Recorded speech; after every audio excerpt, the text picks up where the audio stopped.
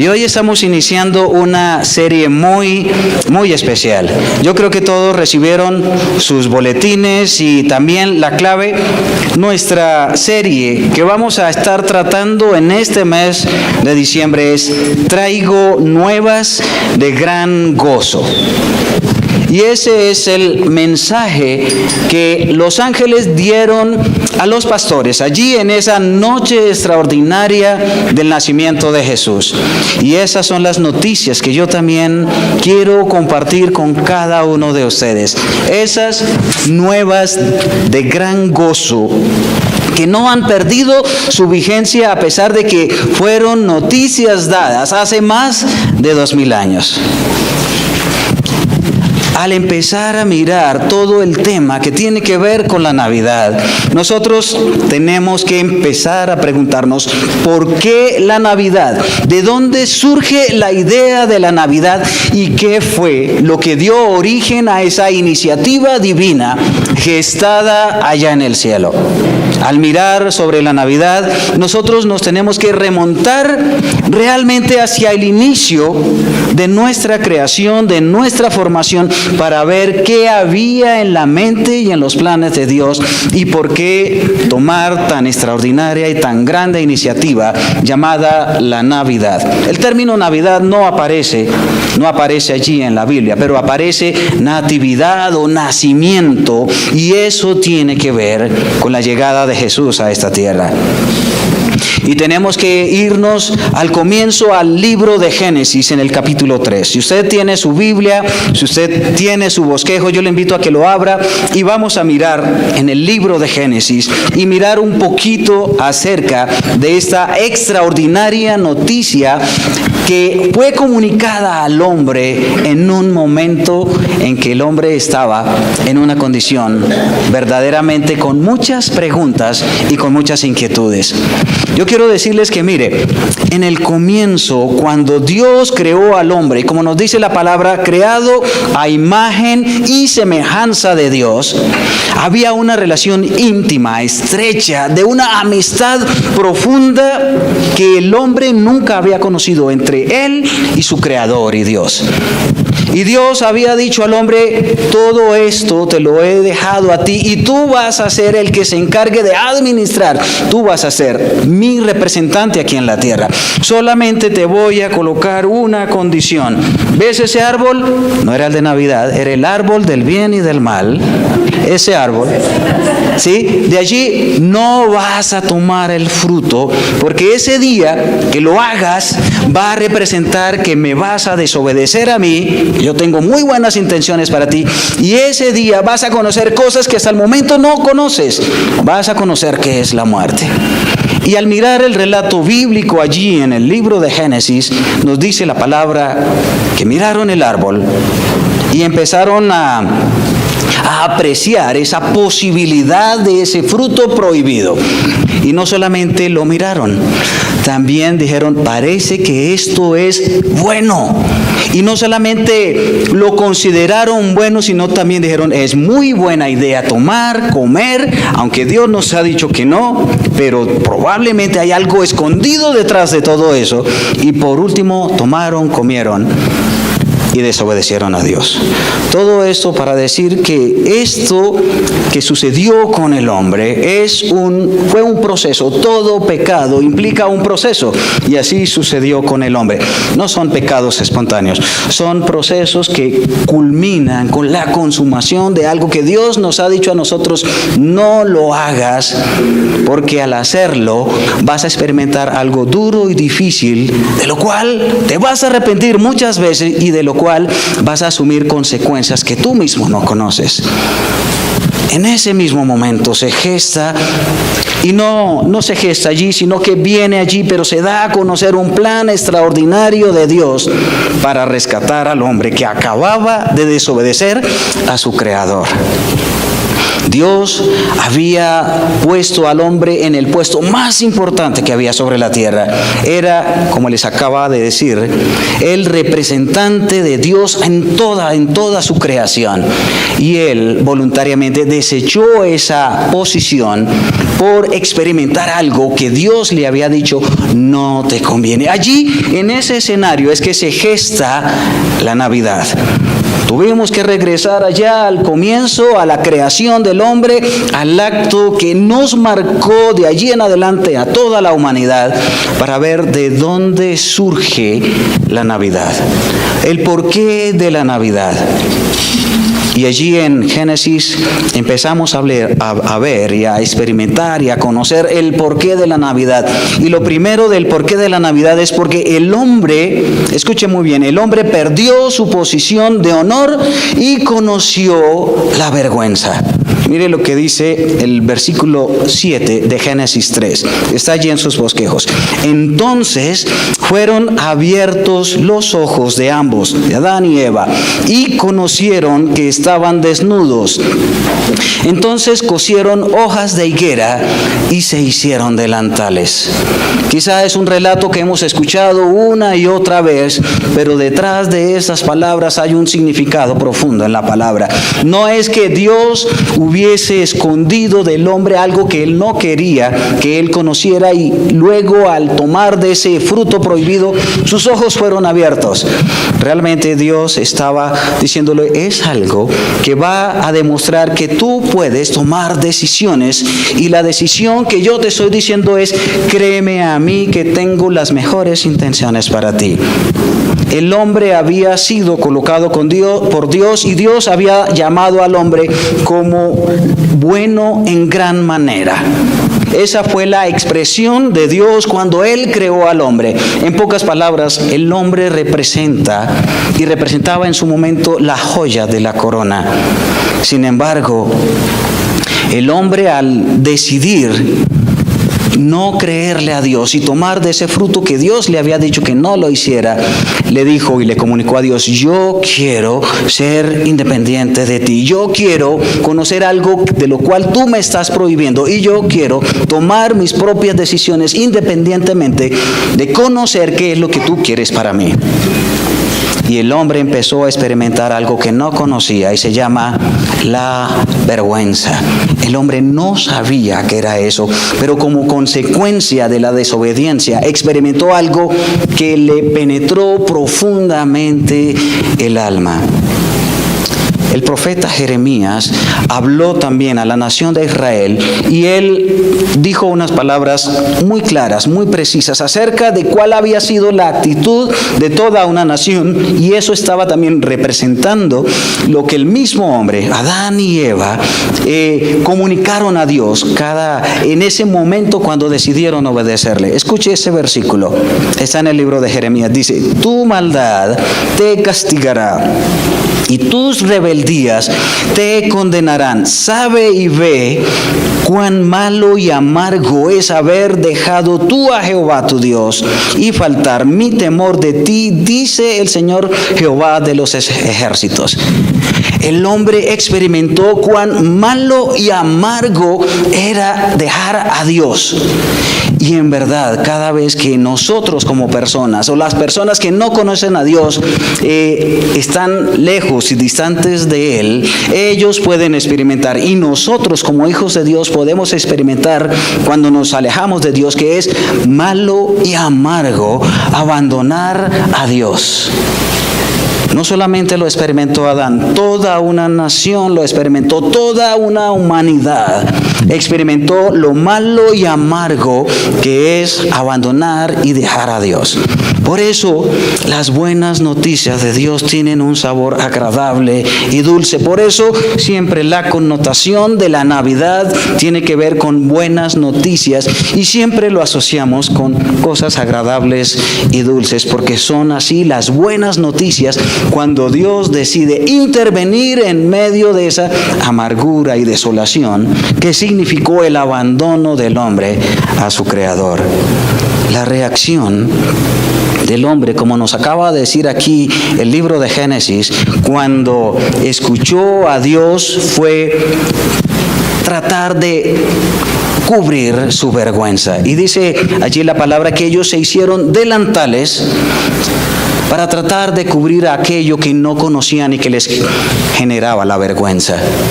Y cuando leía estas palabras, eso de hacerse delantales, los cuales Dios posteriormente desechó y Él se encargó de vestir, a veces nosotros cuando hacemos cosas como personas que nos avergüenzan, a veces tratamos de cubrirlas con cosas que Dios normalmente no acepta. Y todo eso, lo importante, todo eso tiene que ver con las buenas noticias de la Navidad. A veces nosotros tratamos de cubrir cosas de las cuales nos podemos avergonzar con una moralidad alta o con una apariencia religiosa o con muchas cosas que al parecer son buenas, pero que finalmente no atacan el verdadero problema que se gestó allí y que fue trasladado a nosotros por causa de la desobediencia. Dios a la iglesia le da un consejo, y eso nos aparece, ese consejo extraordinario, en el libro de Apocalipsis. Escuche lo que dice Apocalipsis acerca de este tema. Dice: por tanto yo te aconsejo que de mí compres oro refinado en fuego para que seas rico. Escuche, y vestiduras blancas para vestirte y que no se descubra la vergüenza de tu desnudez. Y unge tus ojos con colirio para que veas. ¿Sabe que esta porción, Génesis 3:18, se la está dando a una iglesia? La iglesia está diciendo: mire usted como iglesia, acérquese a mí y compre vestidos blancos para que no se descubra la vergüenza de su desnudez. Como iglesia, ¿será que a veces hacemos cosas que también, como Adán y Eva, generan vergüenza? Nosotros como personas somos iglesia de Dios, y no siempre como iglesia de Dios hacemos cosas dignas como hijos de Dios. Nosotros como personas somos templo de Dios y representamos ese pesebre en el cual Jesús quiso venir a nacer, y muchas veces ese pesebre que es nuestra vida no está tan adecuado, no está tan limpio, ni es digno de la habitación de ese ser extraordinario, Jesús, que habita en nosotros.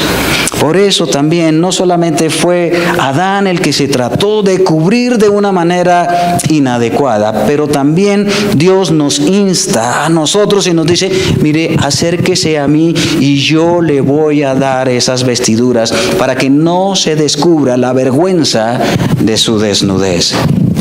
Eso, cuando nosotros nos acercamos a Dios por la fe, creyendo en Él, arrepintiéndonos de las cosas que hemos hecho, Dios vuelve y nos limpia y nos cubre y nos coloca un vestido digno. En el momento en que pecamos, el hombre se vistió de un manto de vergüenza y de confusión.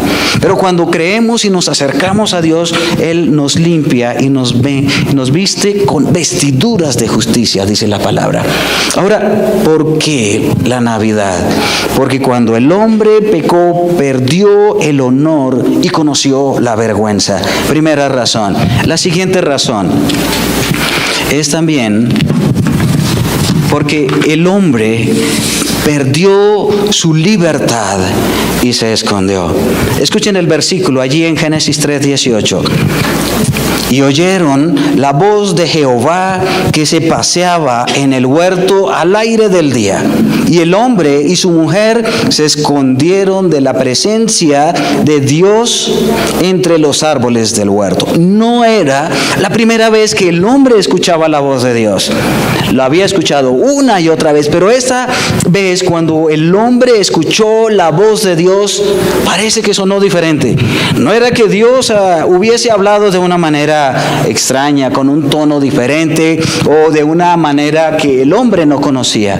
Era porque al escuchar la voz de Dios, el hombre fue confrontado con algo que acababa de hacer y tuvo literalmente miedo.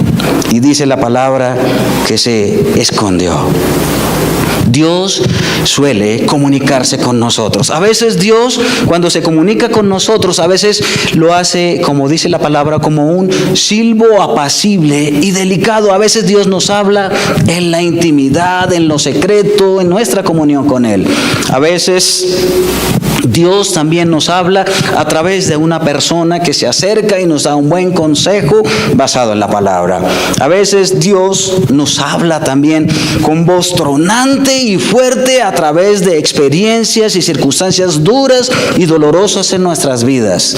A veces también Dios nos habla de diferentes maneras, pero hay un mensaje extraordinario de Dios que es un mensaje personificado llamado Jesús. La palabra nos dice que Dios, habiendo hablado muchas veces y de muchas maneras a los padres por los profetas, dice que en estos postreros días, en estos últimos días, nos ha hablado a través de Jesús. El mensaje de Dios hecho carne es Jesús representado en algo que nosotros empezamos a celebrar llamado la Navidad. El hombre perdió su libertad y se escondió. Y yo creo que desde el momento en que el hombre conoce lo que es la desobediencia a Dios y conoce lo que es enfrentar la responsabilidad por los actos que hace, desde ese momento el hombre empezó a jugar a las escondidas. Yo creo que el primer juego que el hombre conoció fue el juego de las escondidas, pero no le fue muy bien, lo encontraron muy rápido. Pero de allí en adelante, una y otra vez jugamos nosotros a las escondidas con Dios. A veces nosotros nos podemos esconder en la religión para huir de Dios. ¿Sabía eso? Nos podemos esconder en la religión para huir de Dios. Nos podemos esconder en nuestros logros y en nuestros éxitos para huir de Dios. Nos podemos esconder en nuestros trabajos y en una vida muy ocupada para escondernos de Dios, para alejarnos de Dios. Nos podemos esconder también en nuestra forma de ser. A veces de una manera o de otra manera, pero a veces a través de nuestra forma de ser hasta nos escondemos de Dios también.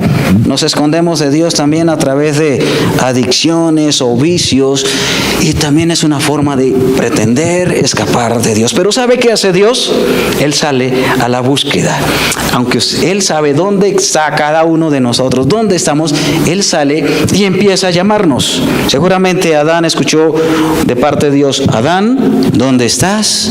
¿Dónde estás tú? Ya sabía dónde estaba. Le estaba dando la oportunidad de que saliera y dijera: aquí estoy.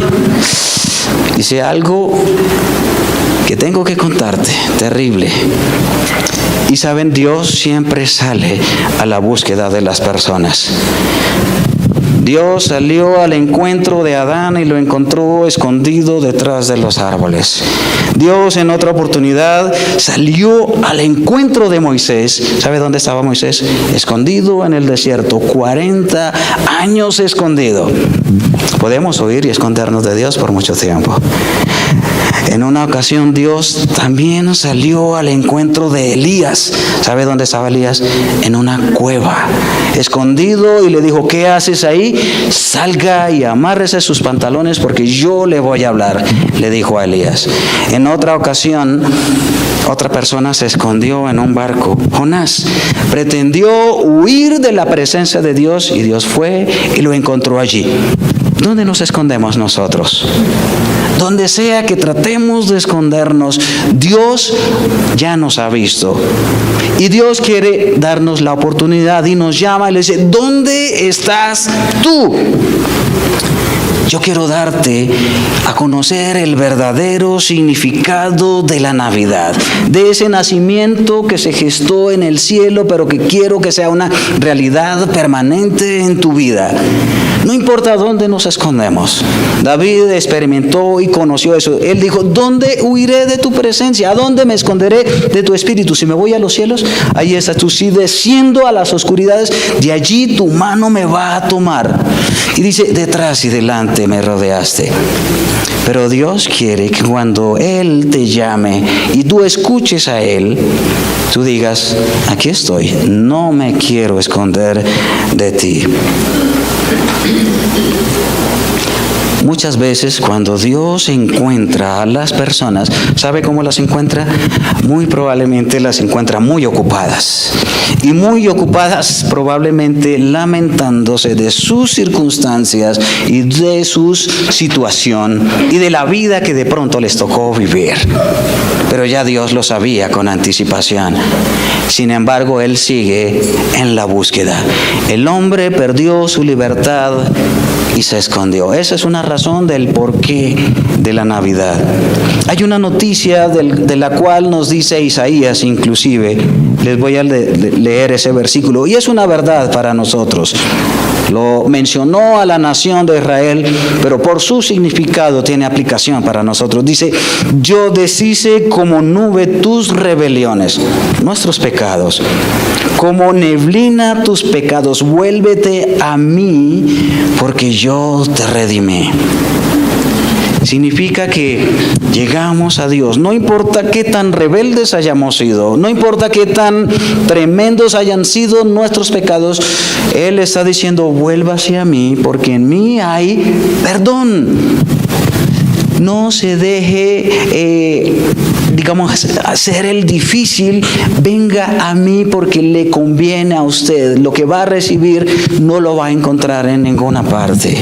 Eso es Navidad. Hay una razón más del porqué de la Navidad. También lo encontramos allí en el libro de Génesis. Capítulo 3, versículos 9 y 10.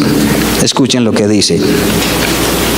Mas Jehová Dios llamó al hombre y le dijo, ¿dónde estás tú? Y él respondió, oí tu voz en el huerto y tuve miedo, y porque estaba desnudo y me escondí. La razón del porqué de la Navidad acá es porque el hombre perdió la confianza en Dios y conoció el temor. El hombre hasta antes de desobedecer a Dios no conocía el temor, no sabía qué era eso de tener miedo a muchas cosas que él no conocía. Conoció y experimentó el temor. No importa en qué cultura vivimos, no importa qué formación tenemos, no importa qué grado de madurez espiritual podemos tener nosotros, hemos experimentado el temor una y otra vez en nuestras vidas. Lo seguiremos experimentando una y otra vez también. Es un compañero fiel ese temor que surgió desde ese momento allí en el huerto del Edén. Pero en más de una oportunidad Dios se encarga de decirnos, no temas, no temas, no temas. Desde el comienzo del Génesis hasta el final, Dios de manera reiterada nos dice, no temas. Sin embargo, reaccionamos a muchas situaciones con temor. Hay un top 5 de los mayores temores que enfrenta la humanidad. Y en el primer lugar de ese top 5 de los temores está el temor a la muerte. O la muerte personal o la muerte de un ser querido. Ese es un temor tremendamente común a muchas personas. El siguiente temor es el temor a la soledad. Ese temor es terrible. Y en la medida que pasan los años, creo que ese temor aumenta. El otro temor es a la pérdida de autonomía o a algún tipo de enfermedad también, donde tenemos que valernos de otras personas para que nos ayuden a hacer lo que nosotros perdimos por enfermedad o por alguna situación. El otro temor o el otro miedo es el miedo al fracaso. Y el otro temor es a la humillación o a la vergüenza. Nos da miedo que nos avergüencen. Nos da temor ser humillados y preferimos hacer cualquier otra cosa a pasar por esos momentos de humillación y de vergüenza. El hombre cuando pecó, el hombre cuando desobedeció a Dios experimentó estos 5 temores y muchos más.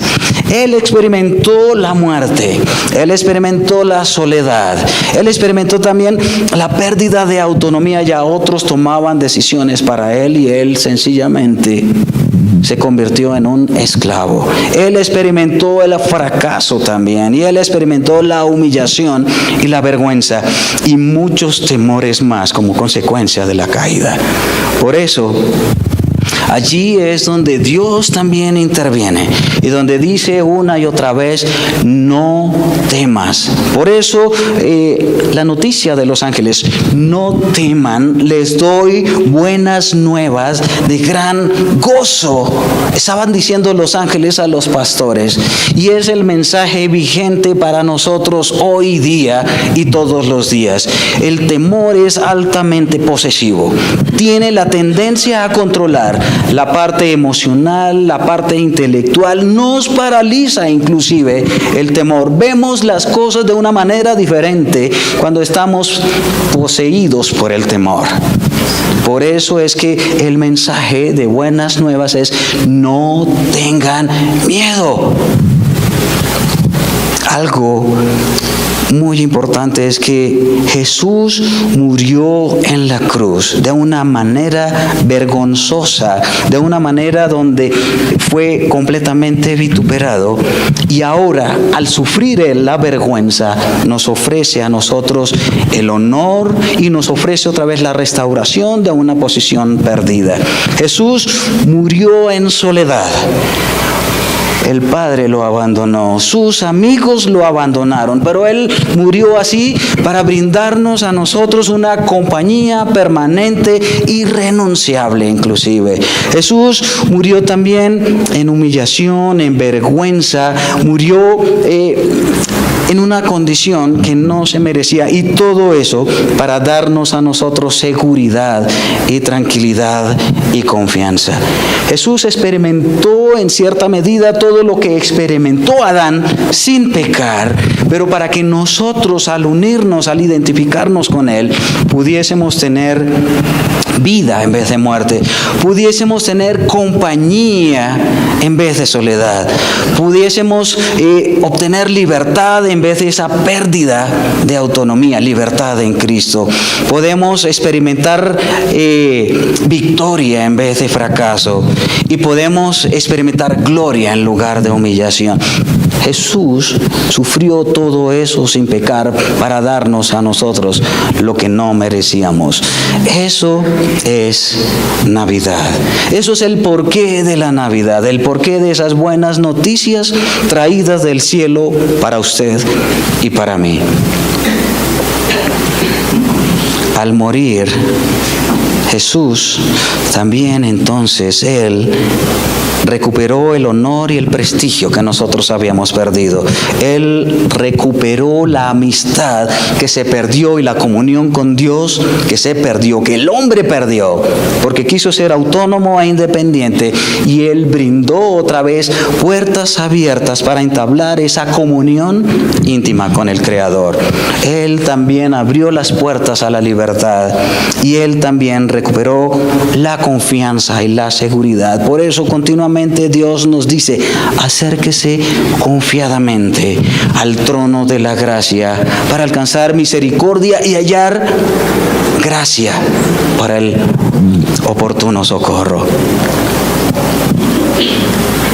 Después de terminar ese diálogo entre Dios con el hombre, con la mujer y con la serpiente, Él lanza una extraordinaria promesa que a veces es un poquito difícil de comprender. Y Él dijo, mire, yo voy a poner una enemistad entre ti, le dice la serpiente, y la mujer, y entre su simiente y la simiente suya. La serpiente, la mujer, la simiente de la mujer te herirá en la cabeza y tú le herirás en el calcañar. Estaba haciendo una proyección de esa gloriosa venida de Jesús y de su muerte en la cruz para darnos victoria y esperanza. Jesús en su ministerio en tierra dijo, el Hijo del Hombre vino a buscar y a salvar lo que se había perdido. No solamente perdimos la vida, la comunión, la relación, sino que perdimos muchas cosas, y al venir Jesús vino a recuperar todo aquello que nosotros habíamos perdido. Esa recuperación, ese proceso de volver a reentablar comunión con Dios es la Navidad. Les dejo un reto para finalizar. La Navidad comienza en tu corazón cuando Cristo llega a tu vida. Y el reto es este, escuche muy bien, pon delante de Dios todo lo que te causa vergüenza, todo lo que te esclaviza y todo lo que te produce temor. Si tú ya conoces a Dios, entonces puedes colocar delante de Él cosas que te pueden causar vergüenza. Puede ser del pasado, puede ser del presente, ¿sí? Si hay algo que te causa vergüenza, como la experimentó Adán, colóquelo delante de Dios. Si hay algo que no puede controlar, que es algo compulsivo en su vida, colóquelo delante de Dios. Y si hay algo que le produce temor, bien sea al futuro, a lo desconocido, a lo que sea, colóquelo delante de Dios. Porque en Dios tenemos libertad. Acompáñame a orar. Padre, muchas gracias. Nos has traído buenas nuevas de gran gozo. Resonaron en una noche oscura que se llenó de luz con ese coro angelical, pero al día de hoy siguen resonando esas buenas noticias, esas extraordinarias noticias, esas buenas nuevas de gran gozo, que han sido de gozo para aquellos pastores, para esta nación y para toda la humanidad y para nosotros también. Siguen siendo buenas nuevas de gran gozo. Padre, qué bueno, qué maravilloso, qué extraordinario eres tú. Gracias por amarnos y gracias por ser tú la persona más importante en la Navidad. Oramos, Padre, en Cristo Jesús. Amén. Gracias a Dios.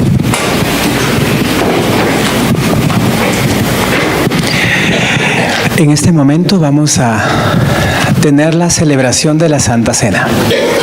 Y la celebración de la Santa Cena es ese momento que Jesús instituyó para que tú y yo podamos recordar que Él entregó su cuerpo, su sangre, para perdón de nuestros pecados. Quisiera pedirles algo en especial. Jesús nos invita a la Santa Cena. Y así como cuando uno es invitado a un lugar y va acorde al lugar, es correcto ir delante del Señor con una vida en comunión con Él. Si en este instante tu vida necesita reconciliación con el Padre, como nos compartió Abdías, no temas, porque hay buenas noticias para ti y para mí. Ese no temas es tan vigente para el día de hoy, en tu vida, en mi vida, en la de nuestra familia. Mientras cantamos la canción, preparemos nuestro corazón. Quiero invitar al equipo de personas que nos van a acompañar en esta oportunidad. Aquí adelante.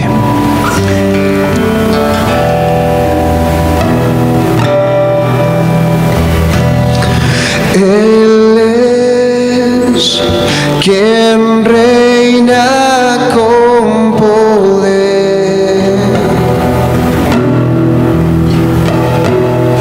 Creador, su fama